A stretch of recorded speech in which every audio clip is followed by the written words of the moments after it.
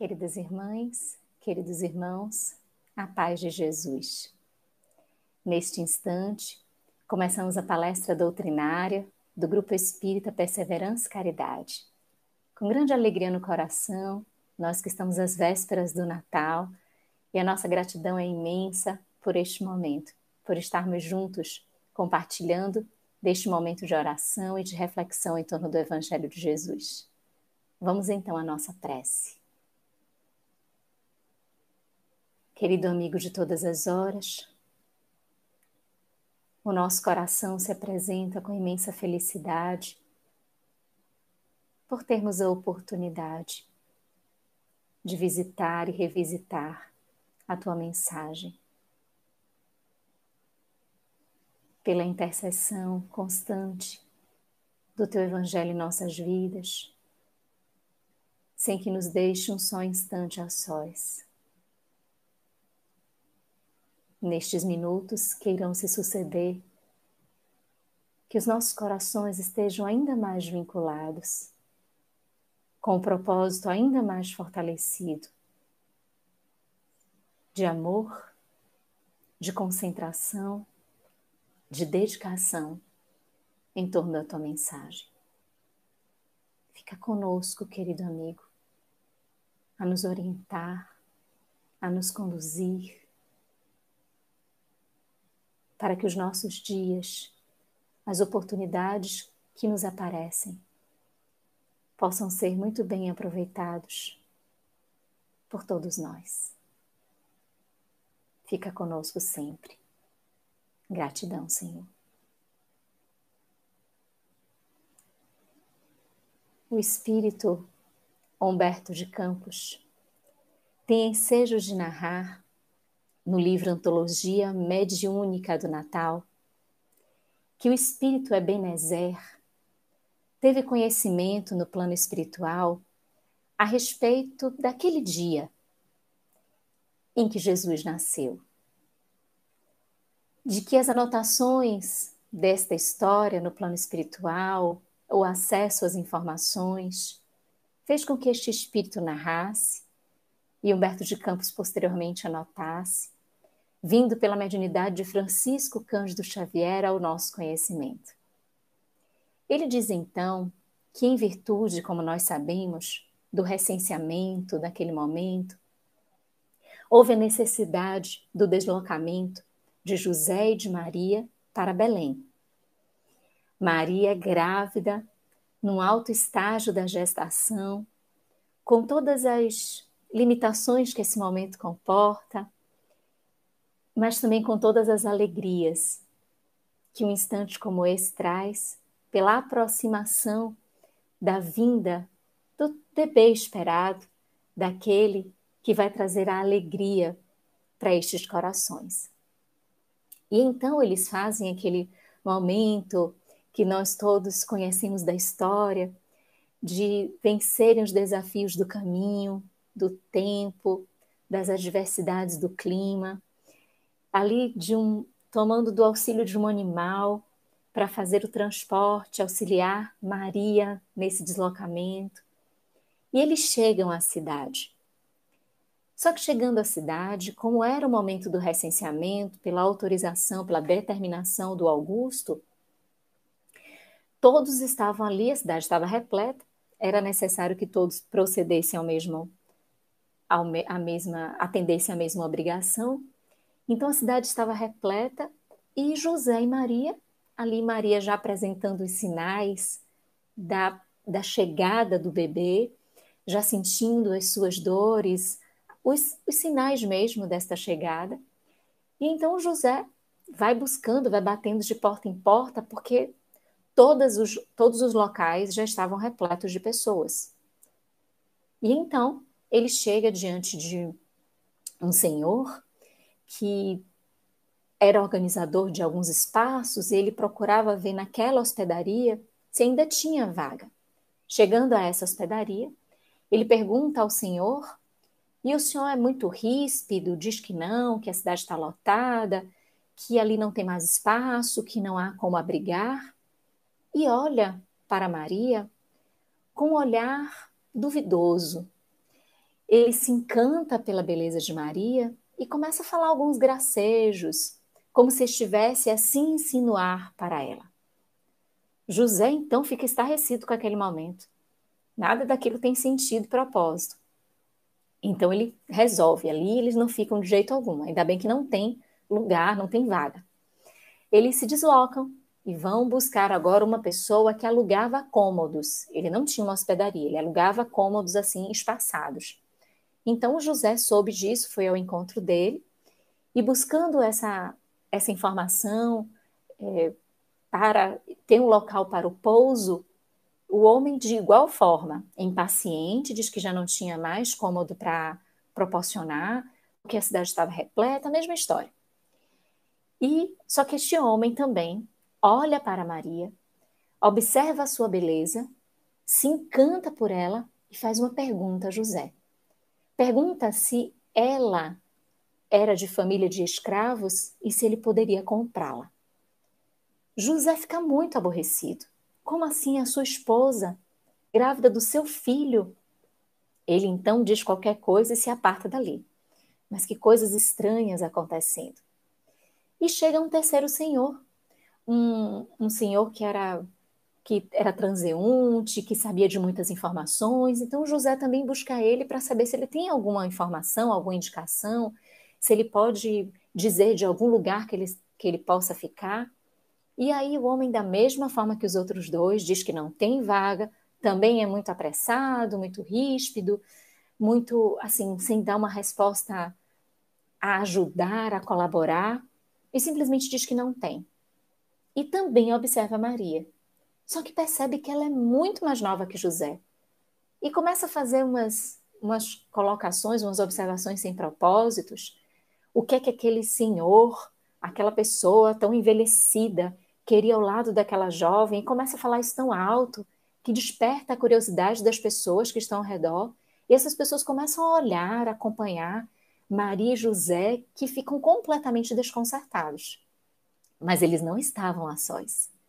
Eles estavam acompanhados por uma caravana de espíritos benfeitores, capitaneada por Gabriel.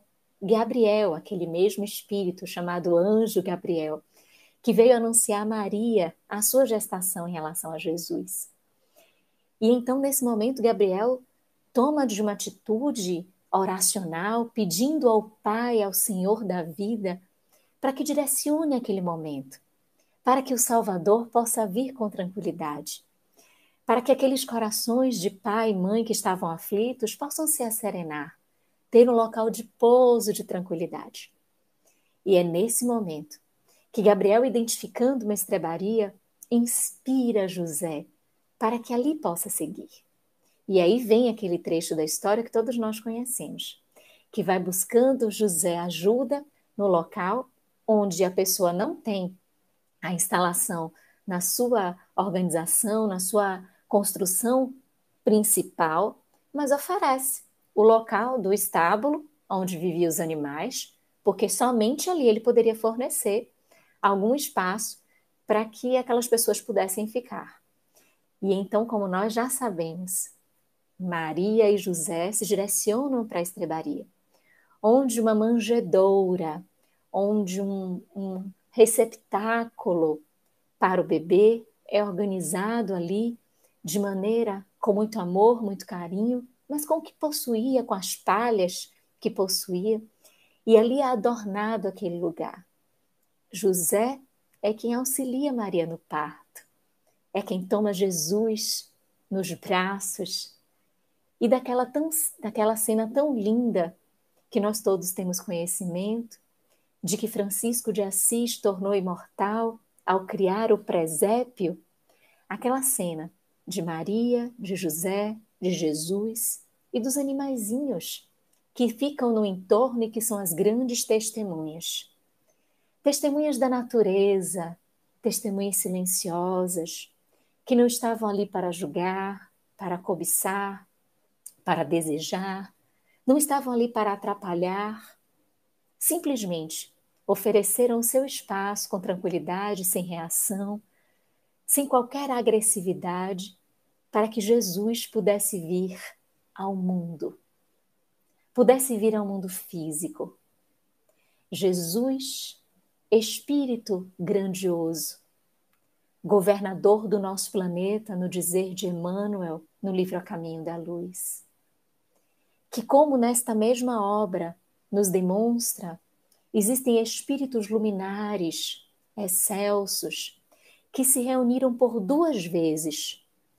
Quando o planeta Terra se desprende da nebulosa para constituir-se em organicidade planetária, estas entidades espirituais que seriam verdadeiros organizadores de todo o contexto, prepostos de Deus, espíritos amadurecidos, que possuem a sua conquista de um patamar expressivamente elevado, eles participaram dessa reunião e puderam formar este início de decisões a respeito do futuro planeta que é a Terra, que seria a Terra.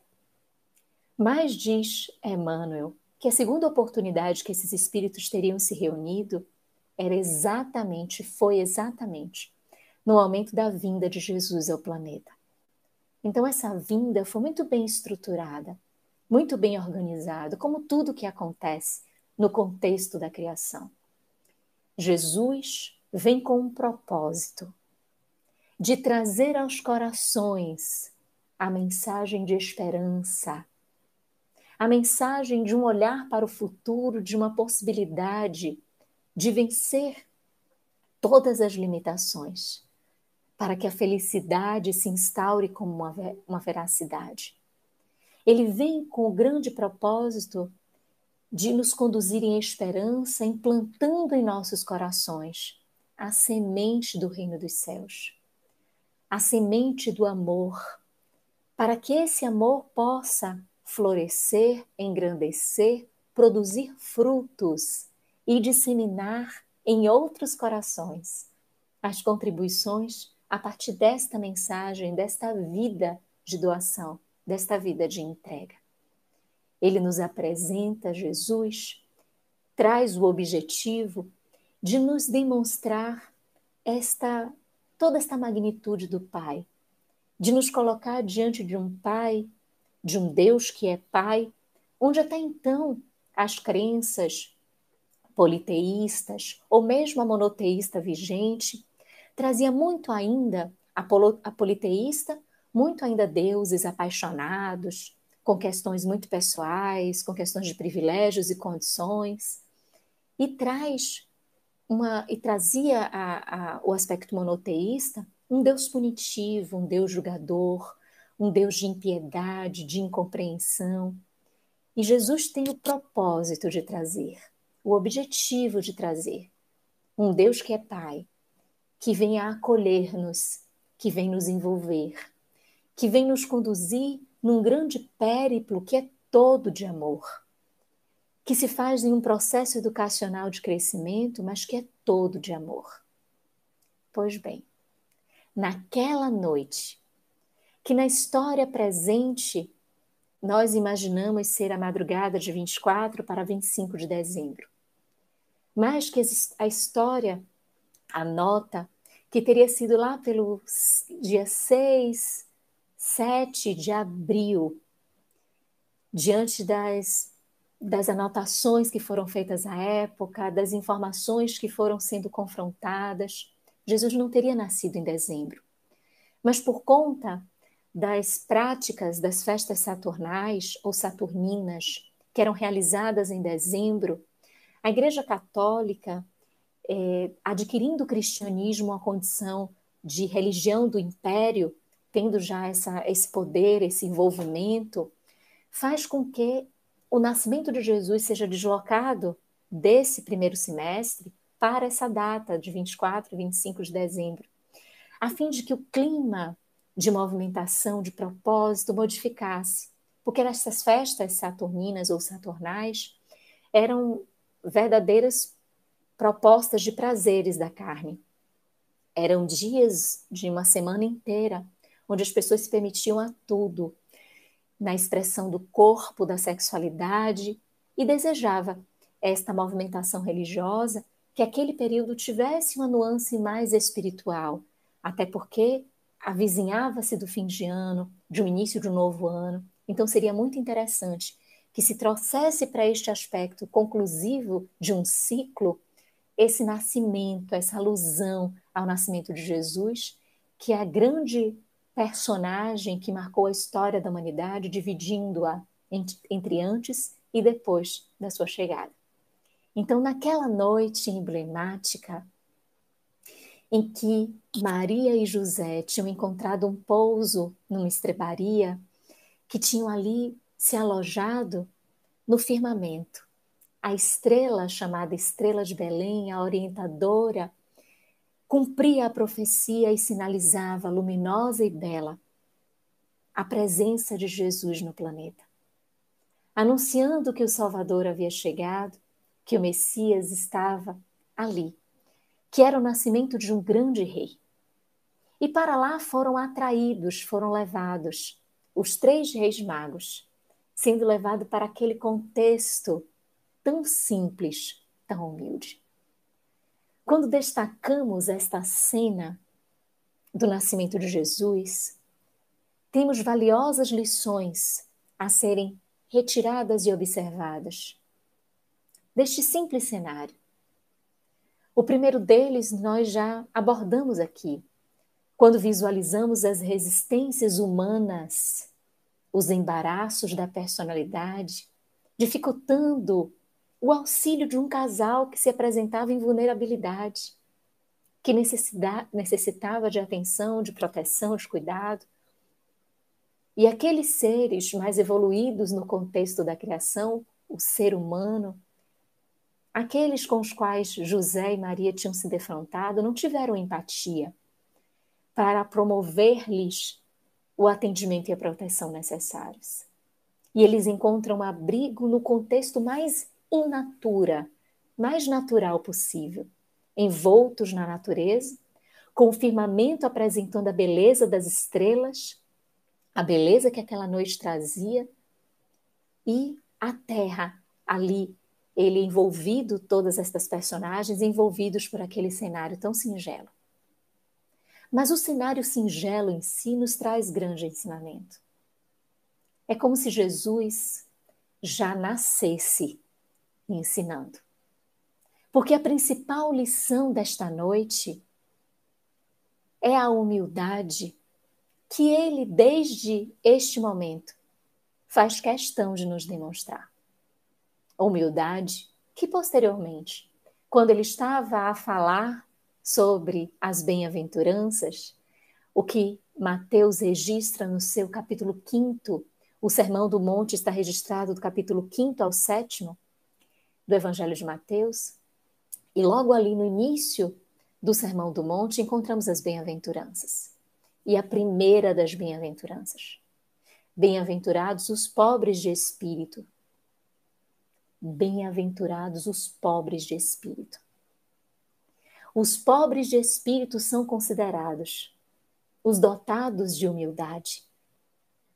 Aqueles que entendem a compreensão desta grande virtude ao coração, e Jesus, ao trazer a bem-aventurança como o primeiro passo, o primeiro degrau, demonstra que a primeira atuação a nós atentarmos é para a humildade, onde tudo mais será depositado neste exercício que se inicia com o propósito de crescimento do ser. O espírito Joana de Ângeles e o espírito Amélia Rodrigues, ambas falando sobre os caminhos, Amélia Rodrigues no livro Pelos Caminhos de Jesus e Joana de Ângeles no livro Liberta-te do Mal, cujo título do capítulo é A Trilha de Jesus. Ambas, ao abordarem sobre o caminho, sobre a trajetória, afirmam que a trajetória do Cristo foi pavimentada no caminho que tem por alicerce, que tem por pavimentação a humildade. Ensinando-nos as benfeitoras para que nós observemos que tudo parte desta condição primacial, desta base de exercitarmos a humildade. E como nós nos lembramos naturalmente, A humildade é o grande antídoto para uma das principais paixões e mazelas que nós guardamos em nosso coração, que é o orgulho. A humildade vem para contrapor seu orgulho. E isso nos traz um símbolo muito forte, porque demonstra-nos Jesus trazendo como lição inicial a humildade. Para vencermos, para nos salvarmos, porque é o propósito a que ele vem, para que sejamos salvos, é necessário o desprendimento do orgulho. É necessário o cultivo da humildade. Orgulho que nos faz distantes uns dos outros. Orgulho que cria embaraços, obstáculos. Orgulho que nos divide. Orgulho que cria agrupamentos, que cria situações de impasses, de violência, de desprezo, de indiferença, de desconsideração, de desatenção. Porque o orgulho coloca o ser humano em uma situação ilusória da sua própria realidade.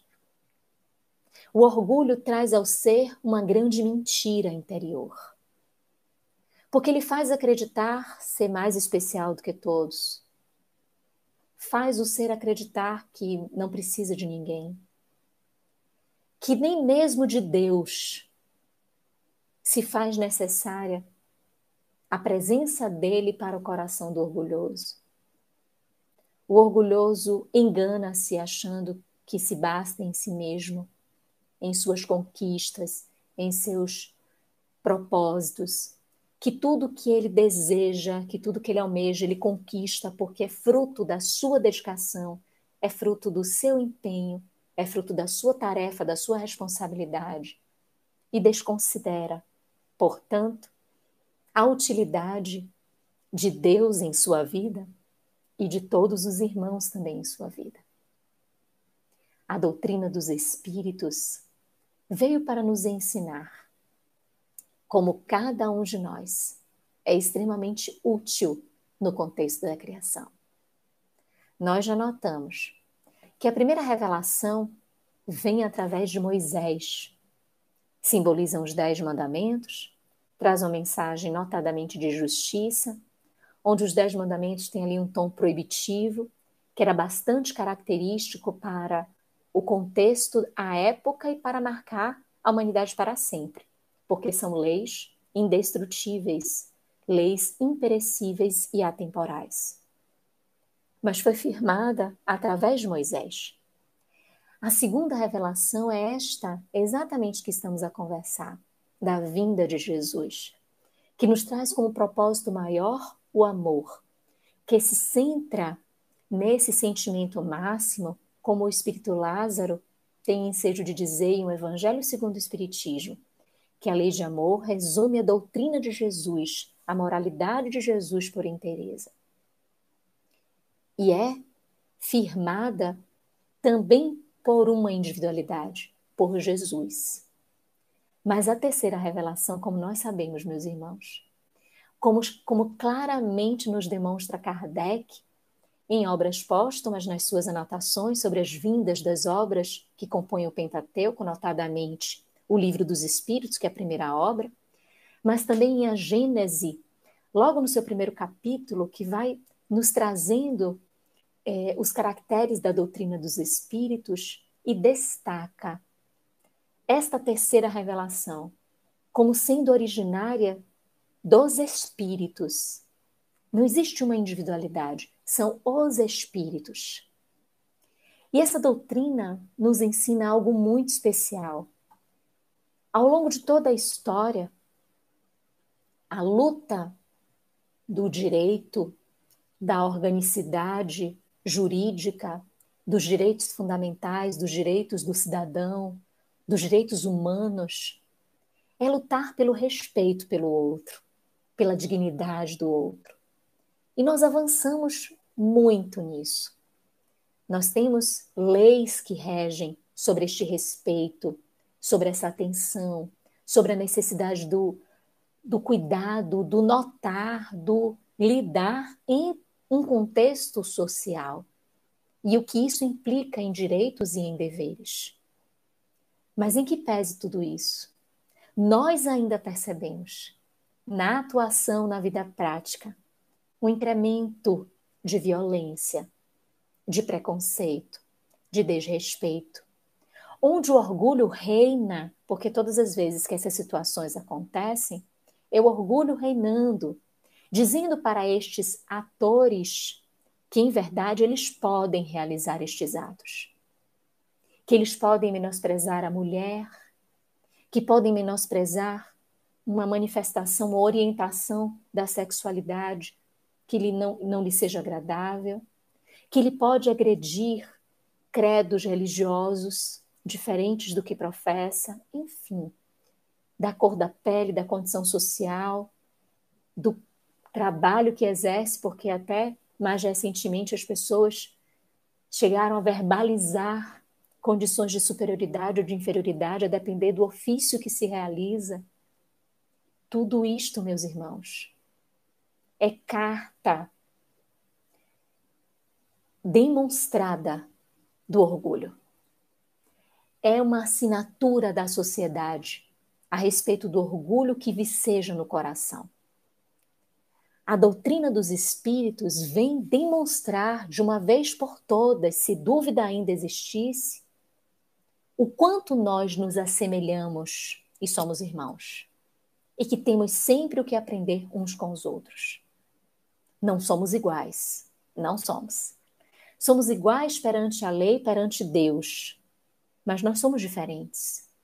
Cada um de nós com a sua habilidade, com a sua potencialidade, com a sua história de vida, com a sua bagagem estruturante ou estruturada.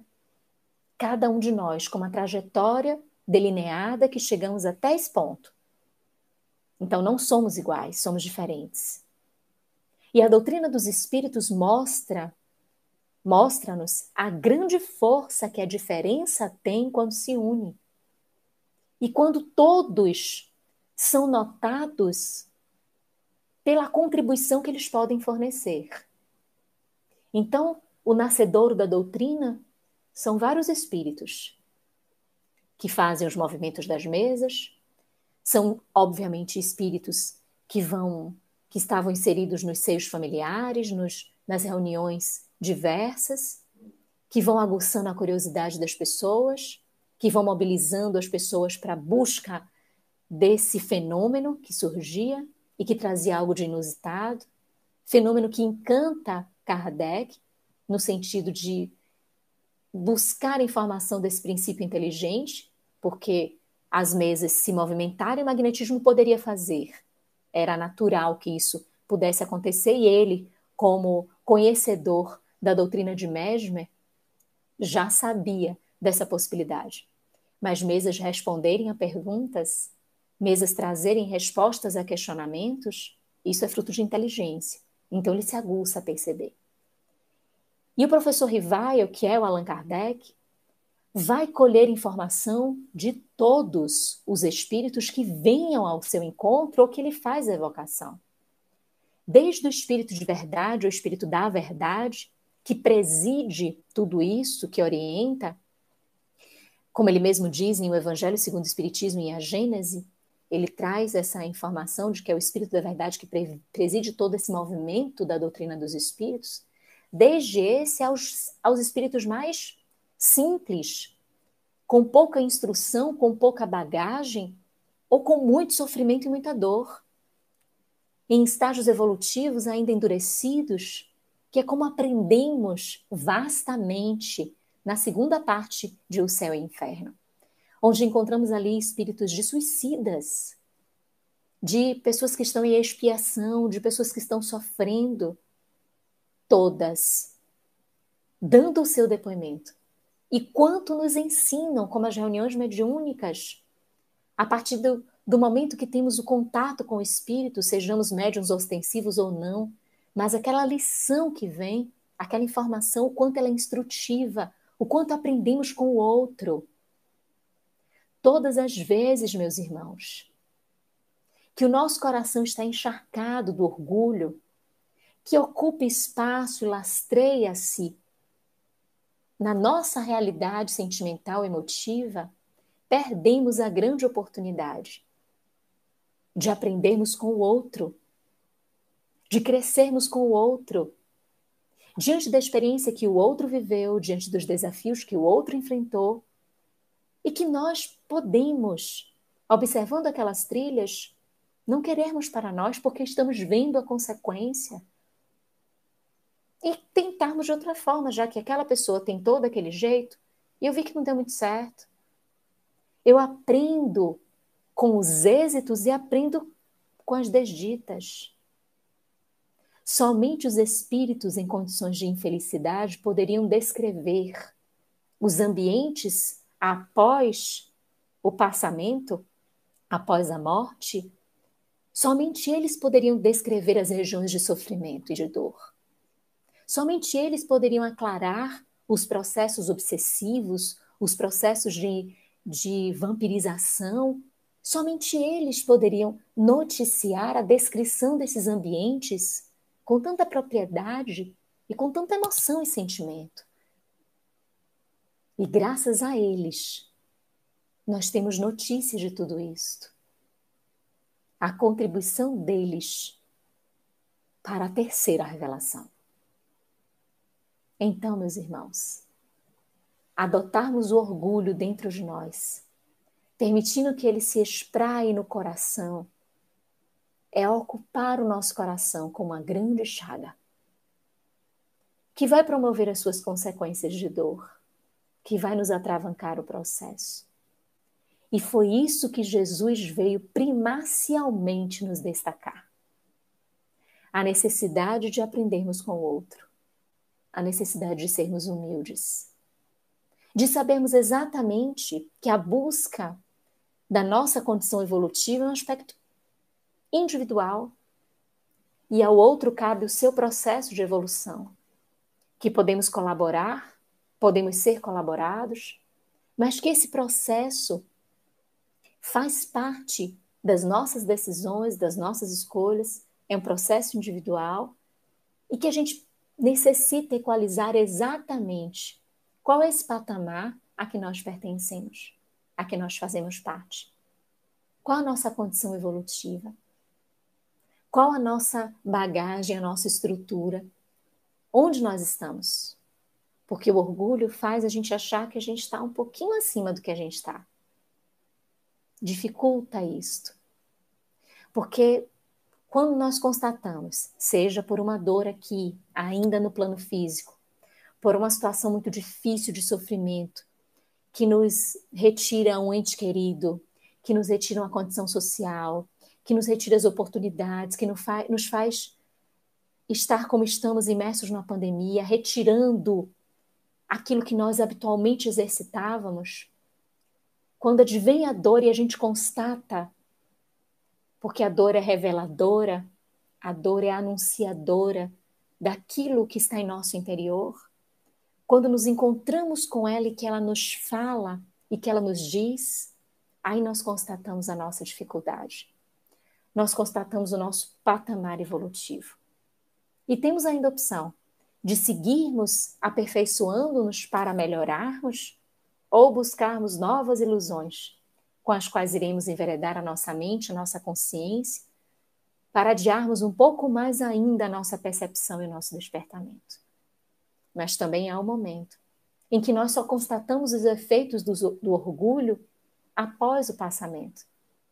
Quando desvestidos da carne, frente a frente com a nossa própria consciência, com a nossa própria realidade, ali vemos que não somos tudo isso que imaginamos.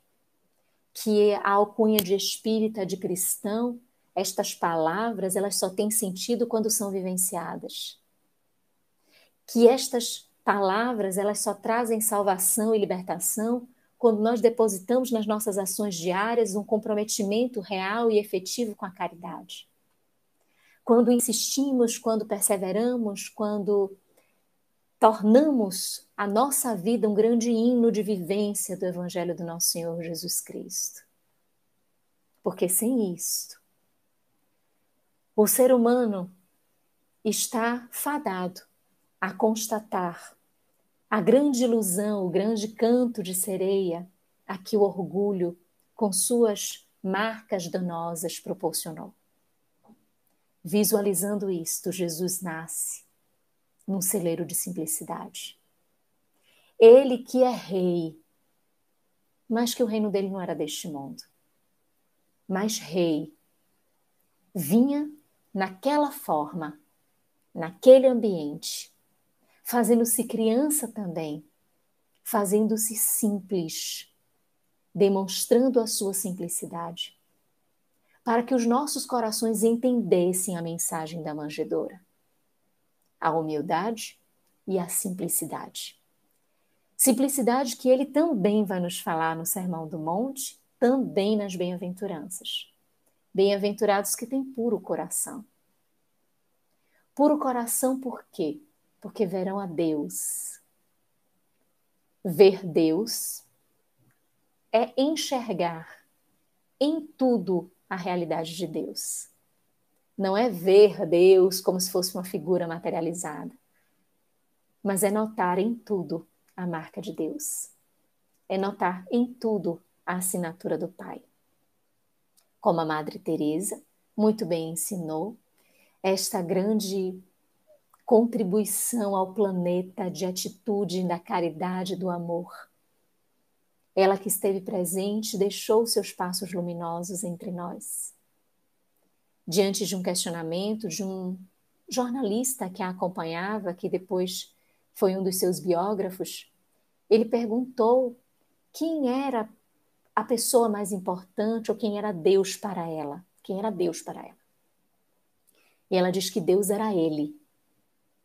Ele acha estranho, mas ela explica. Deus para mim é você. Porque você é a pessoa que está aqui diante de mim nesse momento. É a pessoa mais importante para mim.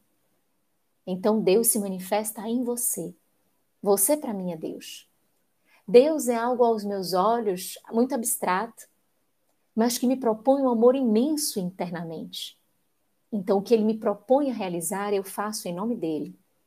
Então eu faço para você, porque para mim, você é Deus, nesse momento.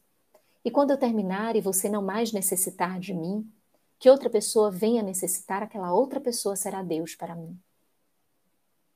Pureza e simplicidade de coração, meus irmãos. De enxergar Deus em tudo. De enxergar Deus no momento das nossas dores, não considerando-o como punição, como um punitivo, como um julgador, mas vendo Deus como Pai. E entendendo que aquele processo que passamos, aquela dificuldade que abrigamos, ainda faz parte do nosso contexto, ainda é necessário para o nosso aprendizado. Tem todo um sentido.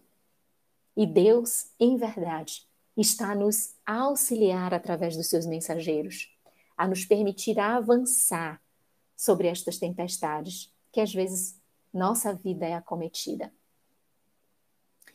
E essa simplicidade que Jesus trouxe, como a pureza de coração, da necessidade de nós nos assemelharmos às crianças, para termos uma transparência maior, um coração mais propício, tudo isto é uma proposta de crescimento.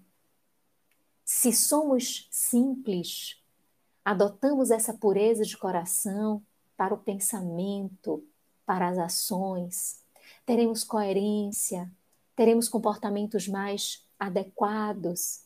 Tudo em nós terá uma coadunação entre pensamentos, palavras e atos. E vamos seguindo, mesmo diante dos nossos desafios, vamos seguindo nesta seara de construção, de edificação, de superação. Observando a simplicidade, identificando que o próprio Evangelho é simples, porque ele resumiu tudo o que pudesse nos ensinar e nos dizer em amar a Deus sobre todas as coisas e o próximo como a si mesmo, deixando claro qual dever a desempenhar: o amor e a caridade. Simples. Nós é que complicamos a presença do orgulho, do egoísmo e dos seus filhos, vaidade, inveja, ciúmes, avareza, tudo isto é que traz um embaçar das vistas e um despropositado exercício da vontade, nesta ilusão que nós nos enveredamos e que complicamos tanto o Evangelho de Jesus, porque é simples, é para todos os corações. Ele passou em todos os lugares a distribuir a sua mensagem e agora, através do Consolador prometido, lançando para toda a humanidade. Por já estarmos num patamar de consciência, de amadurecimento intelectual, científico, a proporcionar um crescimento moral, um crescimento de transformação. Então, essas duas principais palavras e bem-aventuranças, da humildade, os pobres de espírito, e da simplicidade, os que têm puro coração, nos sinalizam duas principais lições que a manjedoura nos traz. Mas quando estávamos a relembrar a narrativa da história de Jesus, do nascimento dele, falamos dos 3 reis magos, que viram aquela luz que a profecia já avisava, e eles vão se direcionando e chegam à estrebaria. E eles trazem um presente para Jesus, cada um deles. O primeiro traz o ouro, o outro traz o incenso e o terceiro traz a mirra. O ouro, indiscutivelmente, pedra preciosa, demonstra riqueza, estava ali diante de um rei. Ouro. Incenso. Incenso extraído de extrato vegetal, traz, como nós conhecemos, uma função de trazer um aroma específico ao ambiente e, simbolicamente, ele traz uma assinatura de espiritualidade. Aquele portador do incenso oferecendo a Jesus era como se reconhecesse em Jesus a sua divindade. És rei, sim, e és rei divino. Tem um interior de divindade. E por último, a mirra. A mirra também é oriunda de extrato vegetal e tem a função, ou tinha a função, de balsamizar cadáveres, preservar aquela figura do cadáver. Dar mirra simbolizava que em que pese rei, em que pese divino, tinha características de humanidade. Porque se fez homem. Então ali, naqueles 3 presentes, encontramos mais lições do nascimento de Jesus. Encontramos este anúncio do seu reinado, a consciência dessa origem de divindade, mas essa grande missão de exercer tudo isso dentro de um contexto de humanidade. E espiritualmente, isso fica, um olhar espiritual, isso fica ainda mais engrandecido. Porque Jesus se faz carne, mesmo sendo espírito de grandiosa condição, sem necessitar qualquer tipo de encarnação, mas se faz para vir em missão, para constituir o aspecto de crescimento para a humanidade. O nascimento de Jesus, a comemoração do seu Natal, está se aproximando. Estamos há pouquinhos dias, estamos nas vésperas desse momento, dessa comemoração. Ele é o grande homenageado da noite.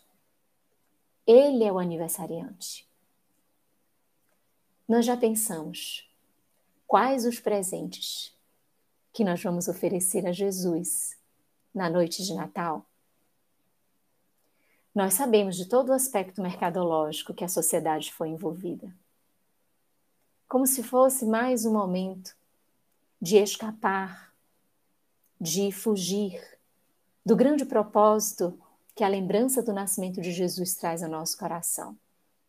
Que é esse mergulho interno, que é esse reconhecimento da própria individualidade, que é uma aquietação, harmonia, um silêncio interior, para equalizar e organizar as ideias, e, se possível, algum planejamento, algum exercício, disciplina para nos dedicarmos e empreendermos as nossas forças, empreendermos os nossos esforços. Tudo isto foi modificado ou engrandecido no costume da sociedade que traduz na veiculação do Papai Noel, dos presentes, a perda do grande sentido do Natal. Não tem problema que nós nos presenteemos, mas que não esqueçamos do grande aniversariante. Que aquele presente tem um propósito, que é compartilharmos um pouco do Cristo que há em nós com o outro. Que aquele presente tem um símbolo de nos fazermos presentes, de nos dedicarmos, de nos doarmos para aquele a quem desejamos presentear.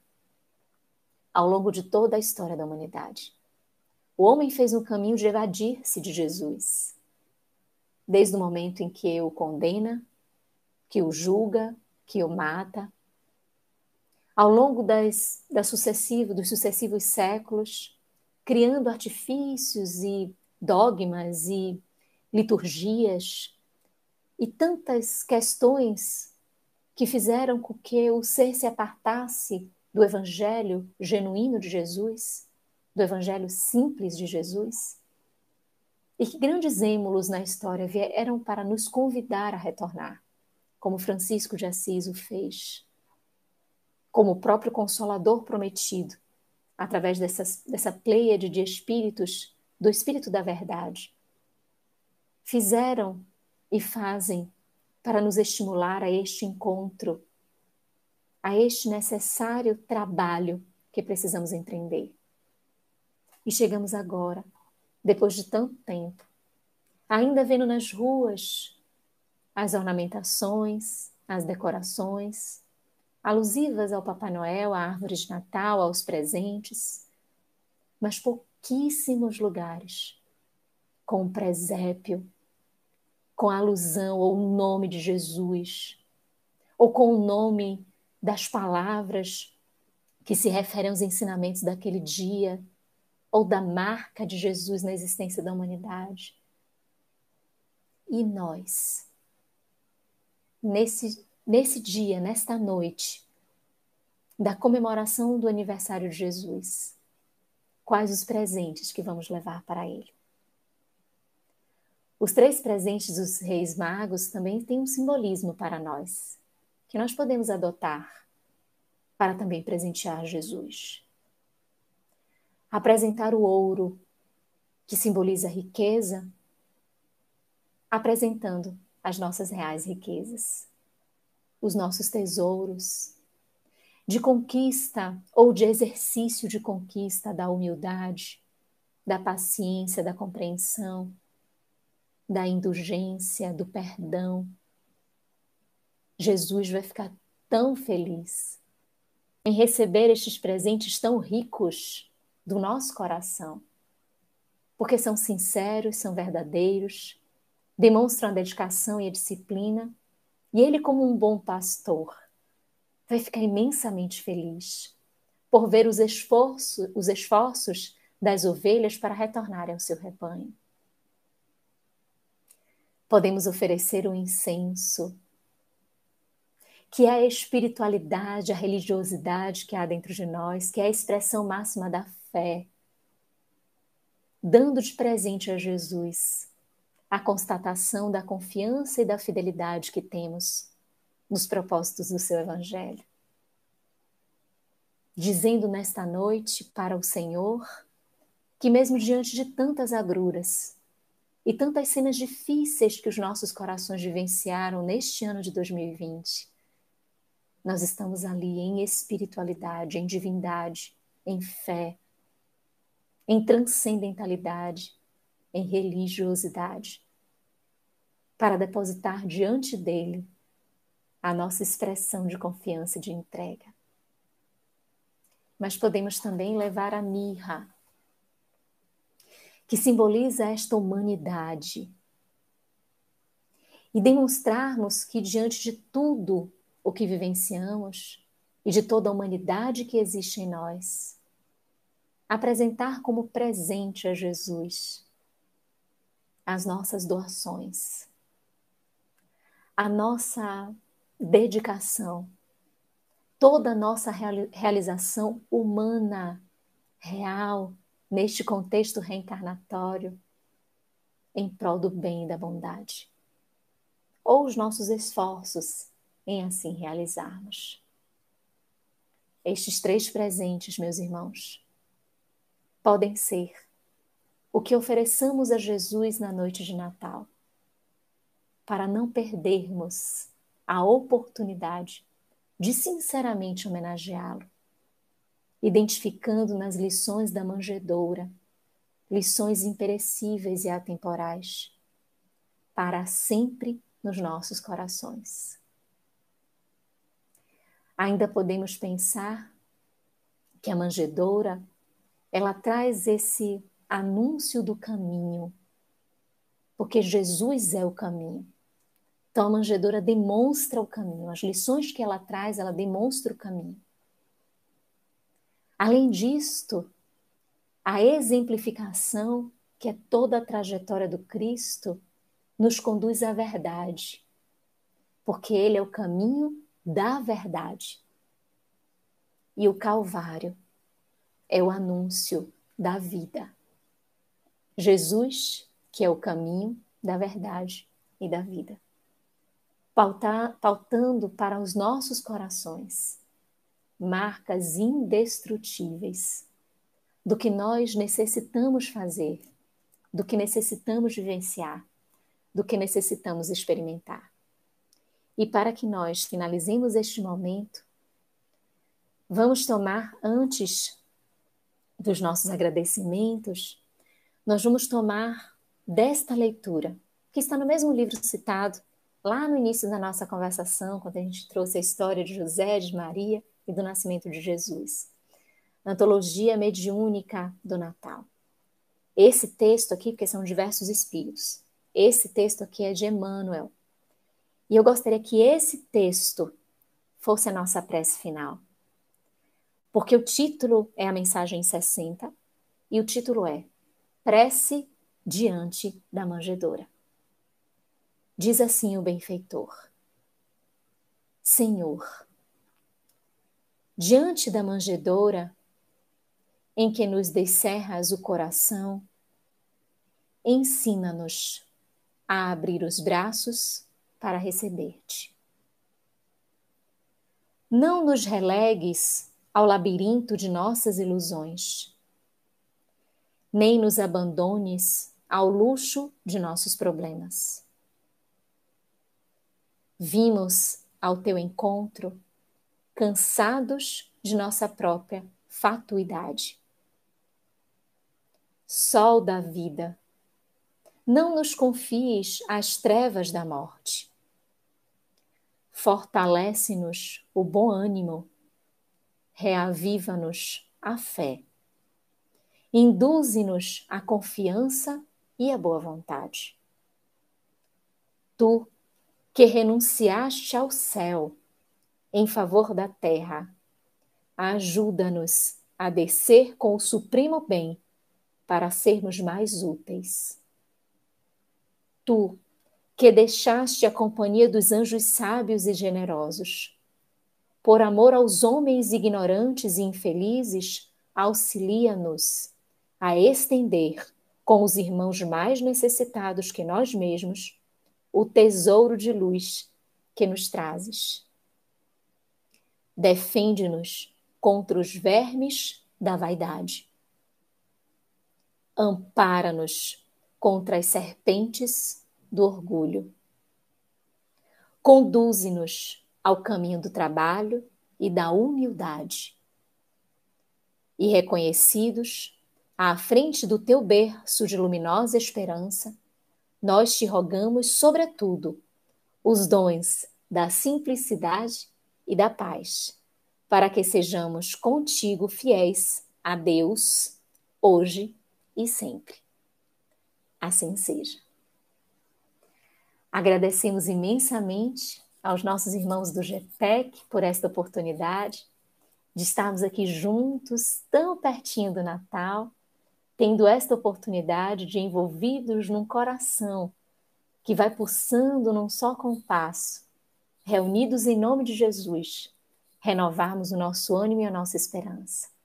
Agradecemos a todos que estiveram aqui conosco, que deixaram as suas mensagens, as suas observações, e rogamos a Deus para que tenhamos um especial Natal, de encontro íntimo com Jesus, deste Cristo que há em nós, que espera ensejo para a nossa dedicação, a nossa disciplina, para que ele brilhe e seja cada vez mais pulsante. Um abraço enorme a todos, um beijo especial, um Feliz Natal e um ano de 2021 de muita esperança, de muitas realizações positivas, de nossa vivência no bem. Gratidão a todos e até mais.